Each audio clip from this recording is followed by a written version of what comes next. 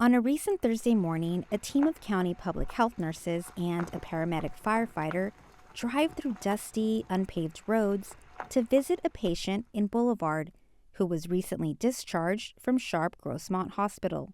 And do you have the medications they sent you home with from the hospital? Yeah, they're in that broken bed. Michael Lane is 69. He recently went to the emergency room because he was having trouble breathing. He's been living in Boulevard for more than 25 years. This is his first visit since being discharged. So it's really hard to get people up here other than on the phone.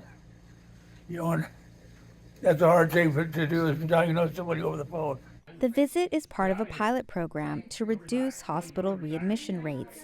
County public health nurses and firefighters support residents in the county's most rural and disadvantaged areas. The team monitors patients for up to 30 days after they leave the hospital to manage conditions and resolve issues at home.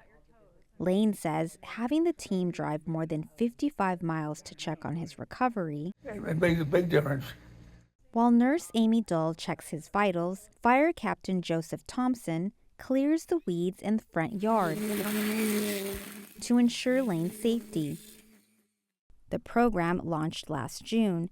It's a collaboration between several healthcare organizations, the fire department, and the county's Health and Human Services Agency. The program is free. To qualify, patients must have been recently released from Sharp Grossmont Hospital and reside in one of 9 rural zip codes, including Boulevard, Campo, and Descanso.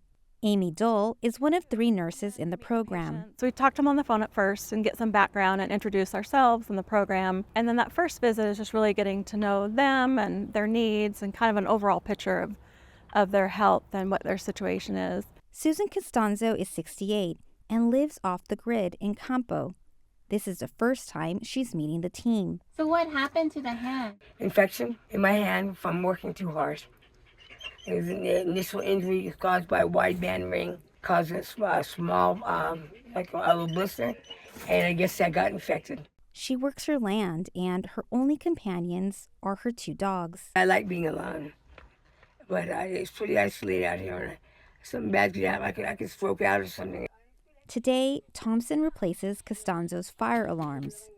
Nurse Kayla Domingo gives her a new blood pressure monitor. Blood pressure normal is 120/80. Yours is perfect. Nurse Claudine Urbanavage goes over her medication and helps her set up follow-up appointments. The people here sometimes they don't have primary care doctors. They don't have a pharmacy. So that's when we come in. We make sure that they stay out of the hospital. The team can only see about 4 to 5 patients each day due to the lengthy stretches of highway between their homes. Since June, they have visited 150 people and driven about 10,000 miles.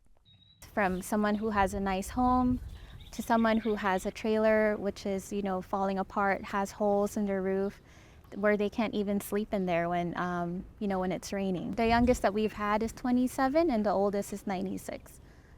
Residents in rural areas face difficulties accessing health care. There are fewer healthcare resources and longer travel times to hospitals and pharmacies. Nick Johnson is one of 2 paramedic firefighters in the program. Some of these folks are 50 to 60 miles away from the hospital. Many of the people that we see do not even have, transportation or access to transportation. There are a lot of issues too where there are just no one for these people to call other than 911. According to Sharp's data, about 40% of discharged patients have enrolled in the program. The majority are managing chronic diseases. In the first 6 months, patients in the program had fewer trips back to the hospital, just 4% compared to almost 14% for those who didn't enroll. Juan Cuevas is 79 and lives in Potrero with his daughter. He went to the hospital because of an enlarged prostate. Today is his last visit. He says he's grateful for their help and the new smoke detector. As you can see, a lot of them are isolated, and sometimes they just really need someone to be there for them, someone to sit and talk to them, and that makes their day. Cuevas is feeling better, enough to sing to the team as they leave. Corazón, yo tengo tentación de un beso. Thank you. Gracias. Heidi DeMarco, KPBS News.